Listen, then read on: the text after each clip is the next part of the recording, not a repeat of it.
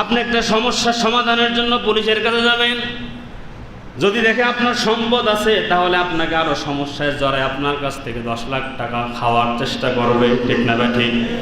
তার মধ্যে যে তাকওয়া থাকতো, আল্লাহর ভয় থাকতো, আমানতদারিতা থাকতো, আমাদের এই জামানাটাও ওই ওমর ইবনে আব্দুল আজিজের মতো জামানা হয়ে যেত, ঠিক না? 7 গুণওয়ালা মানুষকে আল্লাহ পাক রব্বুল আলামিন পছন্দ করে। এর মধ্যে একটা হলো তাওবা, 2 নম্বর হলো তাহারাত, পবিত্রতা। বলছিলাম পবিত্রতা 2 প্রকার, একটা বাহিরের পবিত্রতা, একটা ভিতরগত পবিত্রতা। এখান থেকে আলোচনা আমরা ঢুকে গিয়েছিলাম তাহারাত থেকে নামাজ। আমরা যে নামাজ আদায় করি, এই নামাজ আমাদের 9টা কারণে আসমানের মাঝখানে ঝুলন্ত থাকে। তাফসিরে মারিফুল কোরআনের মধ্যেও আসছে যে মানুষ যে নামাজ আদায় করে, এই কারো 4 ভাগের 3 ভাগ কবুল হয়, 1 ভাগ কবুল হয় না। কারো 2 ভাগ কবুল হয়, কারো 2 ভাগ কবুল হয় না। কারো 1 ভাগ কবুল হয়, কারো 3 ভাগ কবুল হয় না। আবার কারো নামাজ এমন আছে, পুরান কাপড়ের পোটলা বানায়া ফেরেশতারা নামাজের মুখের মধ্যে ওই পুরান কাপড়ের পোটলা বানায়া নামাজটাকে নিক্ষেপ করে বলে যে তোর নামাজ তুই নে, এই নামাজ আল্লাহর দরবার পর্যন্ত পৌঁছাবে। এই জন্য নামাজ, হাদিসে আসছে নামাজ, এই নামাজটা মাঝে মধ্যে আল্লাহর সন্তুষ্টির কারণ হয়। কারো কারো নামাজ আবার নামাজিকে লানত করে। হাদিসে আসছে কোরআন তালাওয়াত করনেওয়ালা, কোরআন তালাওয়াতকারীর জন্য কোরআন আল্লাহ তাআলার কাছে মাগফিরাত কামনা করে, সুবহানাল্লাহ। আবার কোন কোন কোরআন তালাওয়াতকারী আছে যে কোরআন, ওই কোরআন তালাওয়াতকারীর উপরে লানত করে। বলে কখন?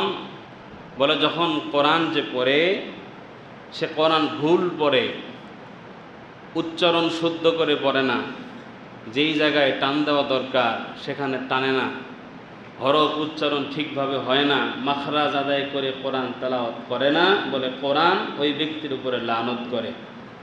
আমাদের সমাজে অনেক মানুষ এমন আছে, কোরআন তেলাওয়াত করে নিয়মিত, কিন্তু তেলাওয়াত ভুল। এই তেলাওয়াতটা শুদ্ধ করার চেষ্টা করে না।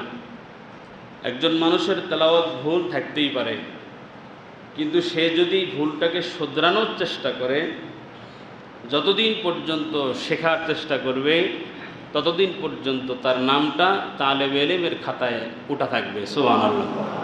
এই জন্য আমরা যারা তেলাওয়াত করি নিয়মিত, আম মানুষ, সাধারণ মানুষ মাদ্রাসায় পড়ি নেই, ওই কোন চাচি আম্মার কাছে, কোন মুরব্বীর কাছে, ওই আজ থেকে আরও 50 বছর আগে, 30 বছর আগে 1 মাস 1.5 মাস একটু পড়ছে, কোরআন শরীফ ধরাই দিছে, ওই এই পড়তে আছে, এইভাবেই ভুল।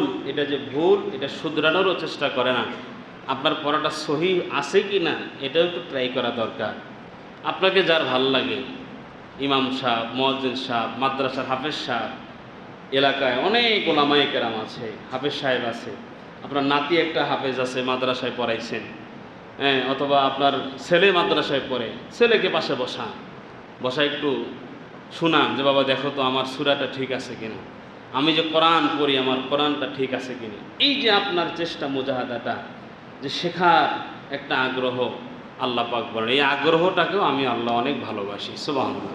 এই জন্য আমরা যারা কোরআন পারি তেলাওয়াত তো করবই, এবং যারা পড়ি নিয়মিত, তেলাওয়াতটা সঠিক আছে কিনা, শুদ্ধ কিনা, আমরা এটাও একটু যাচাই করার জন্য চেষ্টা করব ইনশাআল্লাহ। তো আমাদের যে নামাজ আসমানে ঝুলন্ত থাকে, কারণ কয়টা বলছিলাম? 9টা। বলেন না কয়টা? 1 নম্বর হলো আমরা নামাজে যা পড়ি অর্থ আমরা জানি না। 2 নম্বর পবিত্রতার অভাব। এটা এখন ওযুর ক্ষেত্রে বলেন, গোসল ফরজে এসে ফরজ গোসল আমরা কয়জন জানি? ফরজ গোসল, অনেকে বলে হুজুর গোসল তো গোসলই, পানি দিলাম গোসল হয়ে গেল। ফরজ গোসল আবার কি? এই ফরজ গোসল সম্পর্কে আমাদের জানতে হবে, অজু সম্পর্কে আমাদের জানতে হবে, কি কি কারণে অজু ভেঙে যায় এগুলো আমাদের জানা দরকার, আছে না নাই? এগুলো বেসিক বিষয়, এগুলো জানতেই হবে বাধ্যতামূলক। কি কি কারণে নামাজ ভেঙে যায়? আপনি নামাজ আদায় করছেন, নামাজে কোন ভুলগুলো হলে সাহসিকতার মাধ্যমে নামাজ ঠিক হয়, এগুলো জানা দরকার। নামাজে তো ভুল হতেই পারে, আমরা ইমাম সাহেব আমাদেরও মাঝে মধ্যে ভুল হয়। 2 রাকাত পড়ছেন, 3 রাকাত নামাজ, 2 রাকাত পড়ে বসার কথা ছিল, আপনি দাঁড়িয়ে গেছেন। এখন এই নামাজটা আপনি কীভাবে ঠিক করবেন? 3 রাকাত নামাজ, 3 রাকাত বিশিষ্ট নামাজে 3 রাকাত পরে বসতে হয়, ভুলে দাঁড়িয়ে গেছেন, কিভাবে ঠিক করতে হবে? এই বেসিক মাসালাগুলো নামাজের জন্য আমাদের জানার দরকার আছে না নেই? আমরা একটু সময় নিয়ে এগুলো জানার জন্য চেষ্টা করবো ইনশাআল্লাহ। 3 নম্বর, হালাল খাবারের অভাব, যেটা বর্তমানে বড়ই দুঃসাধ্য ব্যাপার। হালাল খাবার, বর্তমানে হালাল খাবার আমরা কয়জন যে বাছাই করে খাই, হিসাব করলে এর সংখ্যা দাঁড়াবে একেবারেই নগণ্য, ঠিক কিনা বলেন? খাবার এটা সামনে আসলে আমরা কয়জন যাচাই করি?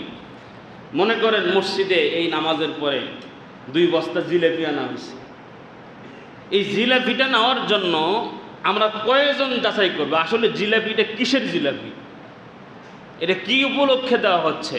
যদি কেউ মান্যতের জিলাপি দেয়, যাদের সামর্থ্য আছে, যারা সম্পদশালী, যারা জাকাত দেওয়ার সামর্থ্য রাখে, ফিতরা দেওয়ার সামর্থ্য রাখে, হজ করার সামর্থ্য রাখে, এক কথা যারা সামর্থ্যবান, এদের এই মান্যতের জিনিস খাওয়া হারাম, এটা জায়েজ নাই। কিন্তু আমরা কয়জন এটা যাচাই করছি যে এই জিলাপিটা? অথচ দেখা যায় যেই মানুষটা দিনে 50 মণ জিলাপি কিনা খাওয়ার ক্ষমতা রাখে, ও সবার আগে গিয়ে হুড়োহুড়ি করে 2 টুকরা জিলাপি নেওয়ার জন্য।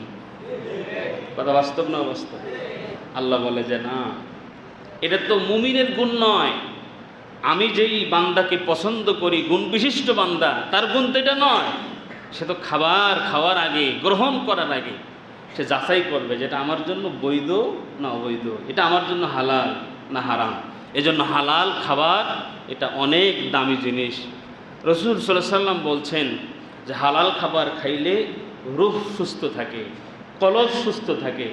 আর সুস্থ কলবওয়ালা দিল নিয়ে বান্দা যখন ইবাদত করে, আল্লাহর দরবারে ওই ইবাদতটা সরাসরি কবুল হয়ে যায়। সুবহানাল্লাহ। আর বান্দা যখন হারাম ভক্ষণ করে, তার দিল অসুস্থ হয়। আর দিল অসুস্থ হয়ে গেলে, কলব অসুস্থ হয়ে গেলে তার আমল অসুস্থ হয়। এই অসুস্থ আমল আল্লাহর দরবার পর্যন্ত পৌঁছে না। এই জন্য হালাল খাবার খাবার জন্য সবসময় চেষ্টা করব। মালিক আমাদের তৌফিক দান করেন, বলেন আমিন। 4 নম্বর হলো খুশুখুজুর অভাব, নামাজের মধ্যে একাগ্রতা, মনোযোগের অভাব। আমরা নামাজের মধ্যে মনোযোগী হওয়ার জন্য চেষ্টা করব ইনশাআল্লাহ। এরপরে হলো নামাজ থেকে শিক্ষার অভাব। নামাজ থেকে শিক্ষা হলো 4টা। নামাজে আমরা হাত উঠিয়ে যখন আল্লাহু আকবার বলি, যে আল্লাহ সবচাইতে বড়, আল্লাহ সবার উপরে, আল্লাহ থেকে বড় কেউ নাই, সমস্ত ক্ষমতার মালিক একজন, তিনি কে? আল্লাহ। ক্ষমতার উৎস কে? আল্লাহ। সবাই বলেন কে? আল্লাহ। এই যে আমরা গণতন্ত্র যারা লালন করি, আমরা যে বলি যে ক্ষমতার উৎস জনগণ, এই কথা বললে ইমান থাকবে? ইমান থাকবে না।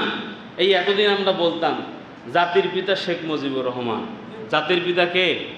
শেখ মুজিবুর রহমান। মিল্লাতা আবিকুম ইব্রাহিম হুয়া সাম্মাকুমুল মুসলিমিন। জাতির পিতা কে?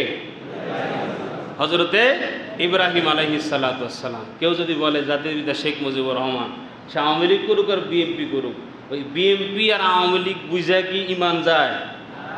যেই ব্যক্তি যেই জিনিসের প্রতি বিশ্বাস স্থাপন করবে, ওটা যদি কুফরি হয় তাহলে তার ইমান চলে যাবে, ঠিক কিনা বলেন?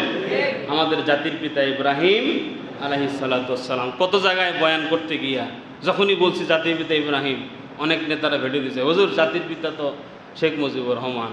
আমি বললাম যে এটা আপনার ইমান, কিন্তু আমার ইমান হলো জাতির পিতা ইব্রাহিম আলাইহিস সালাম, ঠিক কিনা বলেন? আর মিল্লাতা আবিকুম ইব্রাহিম হুয়া সাম্মাকুমুল মুসলিমিন, কোরআনের আয়াত। ভাই আপনার ভালো না লাগলে কোরআন বের করে লাল কালি দিয়া এই আয়াতকে মুছে দেন। যতদিন পর্যন্ত আয়াত থাকবে ততদিন পর্যন্ত ওলামায়ে আমরা একই বয়ান করবে, জাতির পিতা ইব্রাহিম আলাইহিস সালাম, ঠিক কিনা বলেন? তবে এর আমার তো আমরা যে বলি যে নামাজের মধ্যে আল্লাহু আকবার, আল্লাহ সবচাইতে বড়, আল্লাহর আইন সবচাইতে বড়, আল্লাহ সর্বশ্রেষ্ঠ। নামাজের শিক্ষা হলো, নামাজে যেমন এটা বলো, নামাজের ভিতরেও এটা লালন করা লাগবে, ঠিক কিনা বলেন? এরপরে নামাজ থেকে শিক্ষা 7 নম্বর, মসজিদে আমরা যেমন নামাজে দাঁড়াই, কোনো দলাদলি নাই, বিএনপি নাই, আওয়ামী লীগ নাই, জাসদ নাই, জাতীয় পার্টি নাই, চরমনাই নেই, তাবলিগ নেই, পাবলিক নেই, এক কাতারে আমরা সব দলের মানুষ দাঁড়িয়ে নামাজ আদায় করি, ঠিক না ভাই? ঠিক বলে। নামাজ বলতেছে তুমি যেমন নামাজের মধ্যে দাঁড়িয়ে আল্লাহকে বলো, আল্লাহ আমি কোন দলের এই পরিচয়ে নামাজে দাঁড়াই নেই, আমার পরিচয় একটা, সেটা হলো আমি মুসলমান, আমি মুসলমানের পরিচয়ে নামাজে দাঁড়িয়েছি। ভাই এই যে নামাজের মধ্যে যেমন দলাদলি নেই, মসজিদ থেকে বের হয়ে আমরা ইসলামের সকল ইস্যুতে দলাদলি বাদ দিয়া এক প্ল্যাটফর্মে আমাদের দাঁড়ানোর শিক্ষা নামাজ আমাদেরকে দিচ্ছে, ঠিক কিনা বলেন? এই জন্য ইসলামের ইস্যুতে যখনই কোনো সমস্যা আসবে, ইসলামের উপরে আঘাত করে যখনই কেউ কথা বলবে, কোরআনের বিরুদ্ধে যখনই কোনো আইন প্রণয়ন করার চেষ্টা করা হবে, নবীর বিরুদ্ধে যখন কোনো কথা বলা হবে, আওয়ামী লীগ, জাতীয় পার্টি, চরমনাই, জামাত সব দলাদলি বাদ দিয়া ওই ইস্যুতে আমাদের এক প্ল্যাটফর্মে দাঁড়িয়ে এর প্রতিবাদ করতে হবে। যারা প্রতিবাদ করবে এরা হলো ছাচ্চা মুসলমান, ঠিক না বলেন? আল্লাহ পাক আমাদেরকে এই শিক্ষা নামাজ থেকে নেওয়ার তৌফিক দান করেন, বলেন আমিন। এরপরে হলো যা ইমাম যা করে মুসল্লিরাও তাই করে। ইমাম যখন আল্লাহু আকবার বলে রুকুতে যায়, মুসল্লিরাও কোথায় যায়? রুকুতে যায়। ইমাম যখন সেজদায় যায়, মুসল্লিরাও তখন সেজদায়। ইমাম যখন সালাম ফিরায়, মুসল্লিরাও তখন সালাম ফিরায়। ইমাম সাহেব সালাম না ফিরানো পর্যন্ত যদি দেরি হয়, কোনো মুসল্লি সালাম ফিরায়? ইমাম সাহেব যতক্ষণ পর্যন্ত যা আছে, মুসল্লিরাও সেখানে অবস্থায় দাঁড়িয়ে আছে। নামাজ বলতেছে ইমামকে যেমন নামাজের মধ্যে ফলো করো, ইমাম সাহেব যেভাবে সমাজের মধ্যে চলে, বাহিরে যখন তুমি চলবা ইমাম সাহেবকে ফলো করে চলার চেষ্টা করো। ইমাম সাহেব যেমন সুদে টাকা লাগায় না, তুমি তো তার মুসল্লি, তুমি সুদে টাকা লাগায় না। ইমাম সাহেব যেমন সুদ খায় না, তুমিও সুদে টাকা লাগায়ও না। ইমাম সাহেব যেমন ঘুষ খায় না, তুমিও ঘুষে টাকা লাগায়ও না। এইভাবে যদি মুসল্লিরা ইমাম সাহেবকে, প্রত্যেক মসজিদের ইমামকে যদি ফলো করে তার মতো জীবন পরিচালনা করার চেষ্টা করত, কসম আল্লাহ সমাজে সুদখোর থাকতো না, ঠিক না? ঠিক বলেন? সমাজে ঘুষখোর থাকতো না। ইমাম সাহেব তো কাউকে কোনো দিন অন্যায়ভাবে একটা চর থাপ্পড় মারে নাই। ইমাম সাহেব কোনো দিন তো কাউকে একটা ফায়সা কথা বলে গালি দেয় নাই, নাকি দিছে? দেয় নাই। হ্যাঁ, হয়তোবা ইসলামিক ক্ষেত্রে, বয়ানের ক্ষেত্রে মুসল্লিদেরকে বুঝাইতে গিয়া কঠোর ভাষায় কথা বলছেন। কেন বলছেন? বলে ইসলামে এটাও বলার তাগিদ দেওয়া হয়েছে, সব কথা নরম ভাষায় হয় না, সব বয়ান নরম ভাষায় হয় না। আবু বকর নরম ভাষায় কথা বলতেন, ওমর সে আসাদ্দাহুম ফি আমরিল্লাহি, ওমর সে গর্জন দিয়ে কথা বলতেন।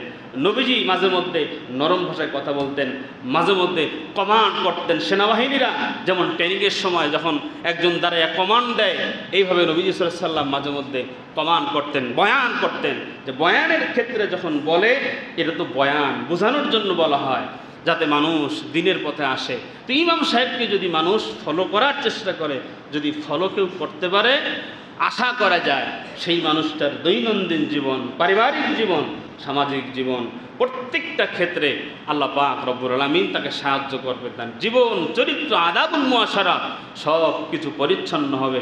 আশা করা যায় মৃত্যুর পরে আল্লাহ পাকের পুরস্কৃত জায়গা জান্নাতে যার জায়গা হবে ইনশাআল্লাহ। আল্লাহ পাক আমাদেরকে শেখার, বোঝার, চলার তৌফিক দান করেন বলে আমিন। 9 নাম্বার হলো মসজিদে যা চলে না, মসজিদের বাহিরেও তা চালানো যাবে না। মসজিদে বিড়ি চলে না, মসজিদে গাঁজা চলে না, মদ চলে না, ইয়াবা চলে না, মসজিদে গান বাজনা চলে না। এক কথায় মসজিদে কোনো গুনার কাজ চলে না। তাহলে আমরা মুমিন মসজিদের বাহিরে যখন থাকব, তখনও গুনার কাছ থেকে বিরত থাকতে হবে, ঠিক কিনা বলেন? আল্লাহ পাক আমাদেরকে সমস্ত ধরনের গুনার থেকে বেঁচে থাকার তৌফিক দান করেন বলে আমিন। একটু জিকির করি, লা ইলাহা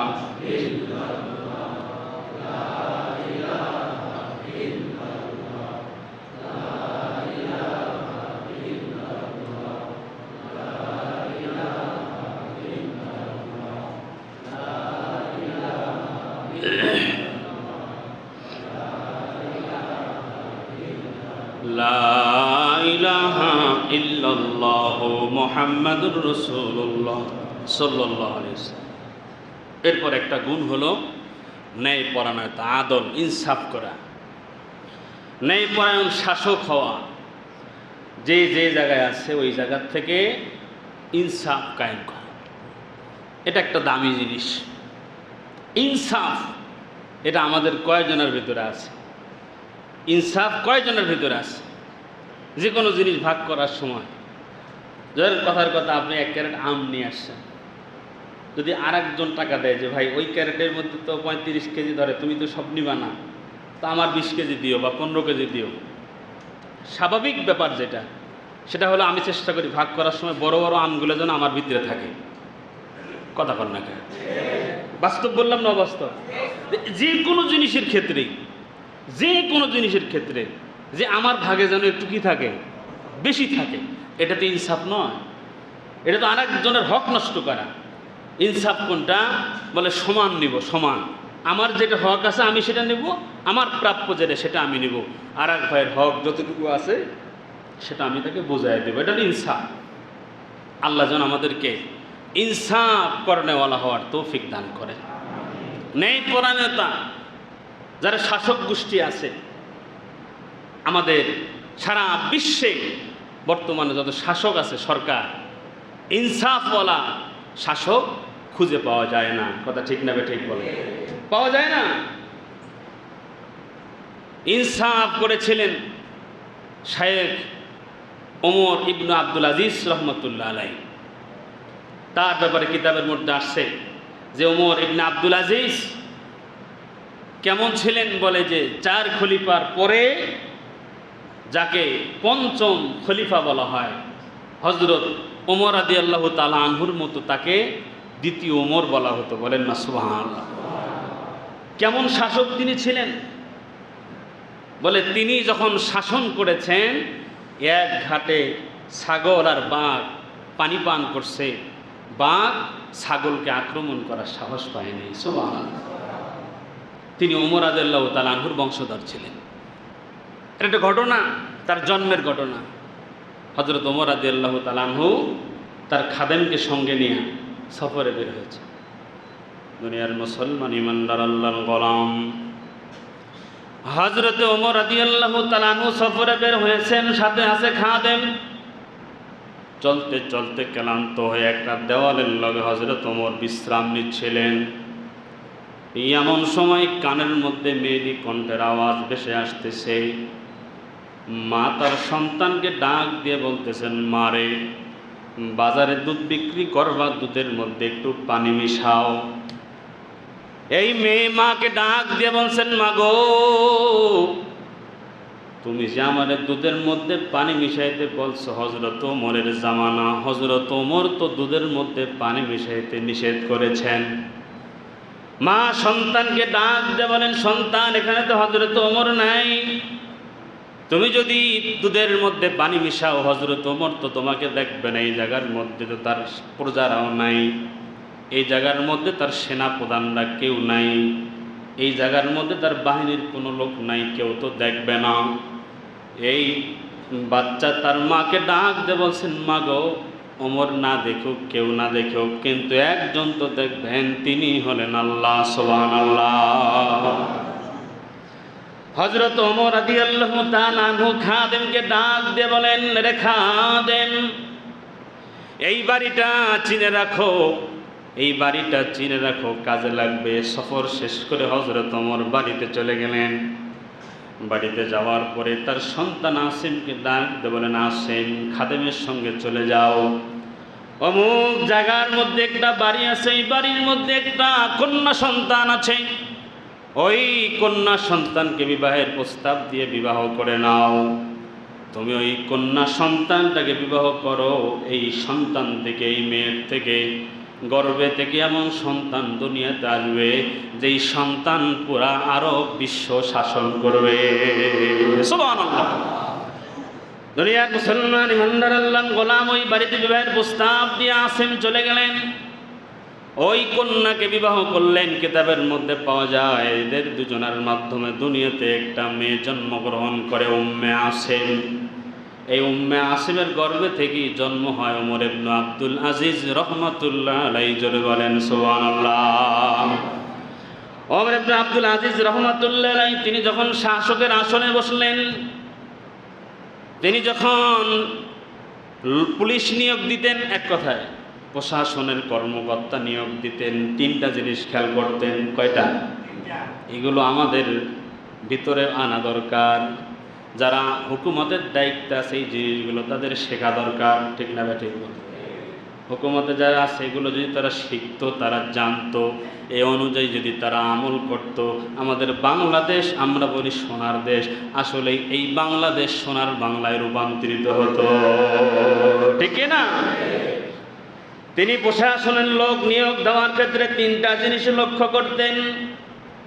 যাকে প্রশাসনে নিয়োগ দিতেন এক নম্বর লক্ষ্য করতেন তার মধ্যে তাকওয়া আছে কিনা, আল্লাহর ভয় তাকওয়া আছে কিনা। বলে তাকওয়া বড় দামি জিনিস, বলে তাকওয়া মানে আল্লাহর ভয়। এই তাকওয়া ওয়ালা গুণ বিশিষ্ট মানুষকে আল্লাহ পাক রব্বুল আলামিন বড় মহব্বত করেন। আল্লাহ পাক বলেন যার মধ্যে তাকওয়া আছে ওই বান্দার প্রতি আমি আল্লাহর ভালোবাসা আছে, মহব্বত আছে। তো এক নম্বর লক্ষ্য করতেন অন্তরে তাকওয়া আছে কিনা। প্রশাসনের কর্মকর্তা যারা হবেন তাদের মধ্যে তাকওয়া এক নম্বর থাকা লাগবে। দুই নম্বর তিনি লক্ষ্য করতেন তার মধ্যে আমানতদারিতা আছে কিনা। তিন নম্বর তিনি লক্ষ্য করতেন সে নেক আমল করে কিনা। এই তিনটা জিনিস লক্ষ্য করে প্রশাসনের লোক নিয়োগ দিতেন। যার মধ্যে তাকওয়া থাকবে, আমানতদারিতা থাকবে, যার মধ্যে নেক আমল করার গুণ থাকবে, এই পুলিশ কর্মকর্তা কোনোদিন ঘুষ খাইতে পারবে না, ঠিক না বলেন? আমাদের দেশের পুলিশের তো বড় আমানতদারিতা আছে এর মধ্যে, কি বলেন? এরা বড় তাকওয়াবান। অধিকাংশ পুলিশ হলো ঘুষখোর, কথা বলেন না? অধিকাংশ প্রশাসনের কর্মকর্তারা এদের কাছে যদি কেউ কোনো জিনিস দেয় এটা ভক্ষণ করার চেষ্টা করে। তাকওয়া না, আমানতদারিতা নাই, নেক আমল তো দূরের কথা। তাকওয়া যদি থাকতো, খোদার কসম, আল্লাহর কসম, তাল্লাহি বিল্লাহি ওয়াল্লাহি, মানুষ পুলিশের কাছে যাইতে ভয় পাইত না, কথা বল না, ঠিক না বা ঠিক? আপনি একটা সমস্যার সমাধানের জন্য পুলিশের কাছে যাবেন, যদি দেখে আপনার সম্পদ আছে তাহলে আপনাকে আরো সমস্যায় জড়ায় আপনার কাছ থেকে 10 লাখ টাকা খাওয়ার চেষ্টা করবে, ঠিক না বা ঠিক? তার মধ্যে তাকওয়া থাকতো, আল্লাহর ভয় থাকতো, আমানতদারিতা থাকতো, আমাদের এই জামানাটাও ওই ওমর ইবনে আব্দুল আজিজের মতো জামানা হয়ে যেত, ঠিক না? দুনিয়ার মুসলমান ইমানদার আল্লাহর গোলামেরা ওমর ইবনে আব্দুল আজিজ রাহমাতুল্লাহ আলাইহি যখন শাসক হলেন, তার রাষ্ট্রীয় কর্মচারী যারা তাদের জন্য বৈধ সুযোগ সুবিধা দিয়ে দিলেন, বেতন বাড়ায় দিলেন।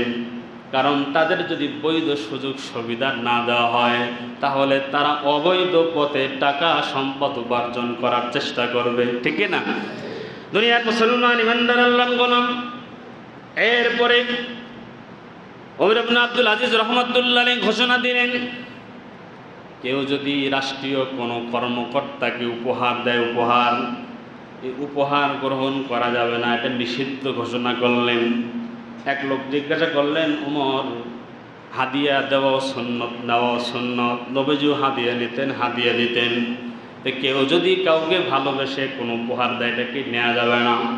হযরতে ওমর রাদিয়াল্লাহু তাআলা আনহু ডাক দিয়ে বলছেন, নবীজির জামানায় সুন্নত ছিল, তোমরা যদি রাষ্ট্রীয় দায়িত্বে না থাকতে তোমাদের জন্য এটা সুন্নত হতো, কিন্তু আমি লক্ষ্য করে দেখেছি যারা দায়িত্বে আছে এদেরকে কেউ যদি কোনো উপহার দেয় তাহলে এটা ঘুষ হিসেবে সাব্যস্ত হবে। সুবহানাল্লাহ, যে খুশ হয়ে যাবে, কারণ তোমাদেরকে তো কেউ এমনিতে উপহার দিবে না, তোমাদেরকে কোনো না কোনোভাবেই তার কোনো স্বার্থ হাসিলের জন্য তোমাকে উপহার দেবে, যে তোমাকে কিছু দেওয়ার পরে যাতে তোমার তার একটা কাজ হাসিল করতে পারে, ঠিক না বলেন? এরপরে তিনি অপচয় নিষিদ্ধ করলেন। সমাজের মধ্যে কোনো রাষ্ট্রীয় সম্পদ অপচয় করা যাবে না। আমাদের এই বাংলাদেশে কত দিবসে কত লক্ষ লক্ষ টাকা অপচয় করা হয়, ঠিক না বলেন?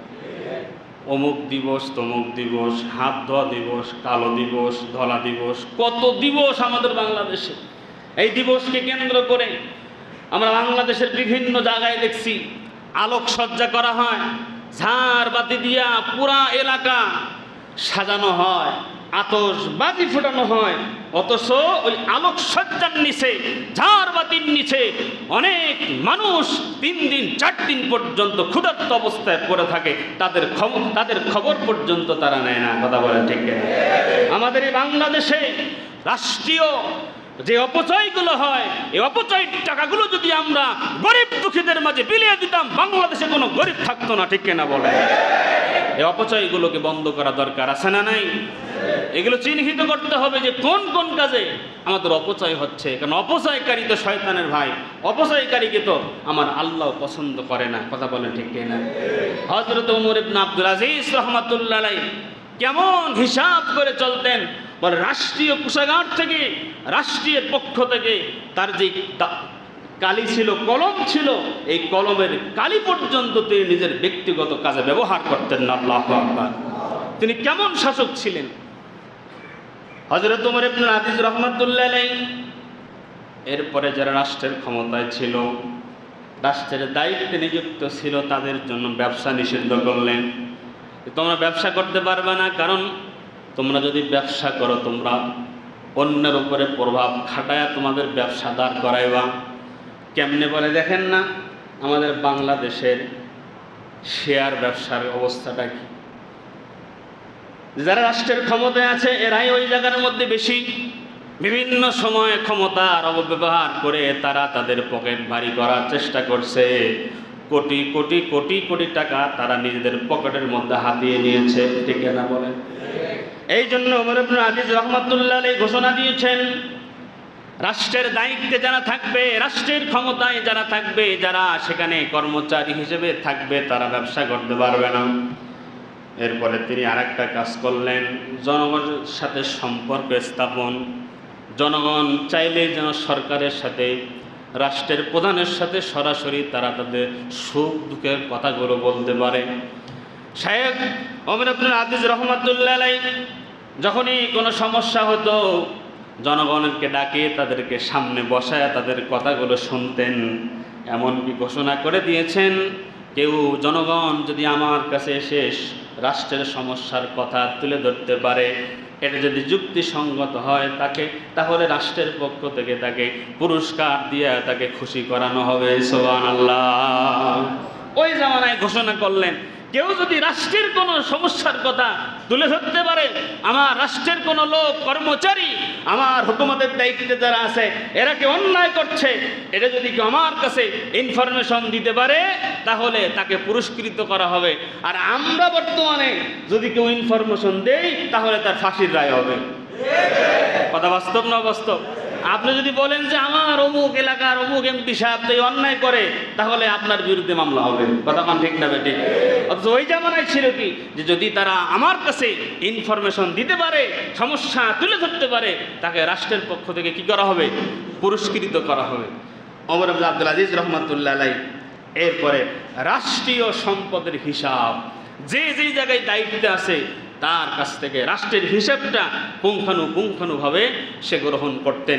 এই যে কয়েকটা ফর্মুলা তিনি ফলো করেছেন, আমরা যদি প্রত্যেকটা সেক্টরে এই ফর্মুলাগুলো ফলো করতে পারি, আসলে আমাদের বাংলাদেশে দুর্নীতি থাকবে না, আমাদের বাংলাদেশের আর্থিক সংকট থাকবে না, আমাদের বাংলাদেশকে আমার আল্লাহ ওই জামানার মতো, ওমর ইবনে আব্দুল আজিজের জামানার মতো জামানা, এই জামানাকেও বানিয়ে দিতে পারেন, ডেকে না বলেন? এই জন্য বারবার বলছি, আল্লাহর কাছে দোয়া করেন, দোয়া করেন যে আল্লাহ যেন ওমরের মতো একজন শাসক আমাদেরকে দান করেন। বলেন না আমিন? আল্লাহ পাক যেন একজন ন্যায়পরায়ণ শাসক আমাদেরকে দান করেন। বলেন না আমিন? এই কোরআন কোরআন কোরআন এই কোরআন দিয়া রাষ্ট্র পরিচালিত হলে কেউ বৈষম্যের শিকার হবে না। কোরআন দিয়ে রাষ্ট্র পরিচালনা হলে কেউ না খেয়ে মরবে না। কোরআন দিয়ে রাষ্ট্র পরিচালিত হলে কারো কোনো ক্ষতি কোনোভাবেই হবে না। প্রত্যেকটা মানুষ রাত্রেবেলা সে সব দুশ্চিন্তা মুক্ত হয়ে ঘুমের ঘরে যেতে পারবে, ঠিক কিনা বলেন? আল্লাহ পাক যেন আমাদেরকে এই চর্ম চোখ দিয়ে এটা দেখার তৌফিক দান করেন যে কোরআন দিয়া রাষ্ট্র পরিচালিত হলে কেমন দেখা যায়। বলেন আল্লাহুম্মা আমিন। দুনিয়ার মুসলমান দেখেন, বাদশাহ নুরউদ্দিন জঙ্গি রহমতুল্লাহ আলাইহি উনি একজন শাসক ছিলেন। বলে উনি কোন শাসক ছিলেন?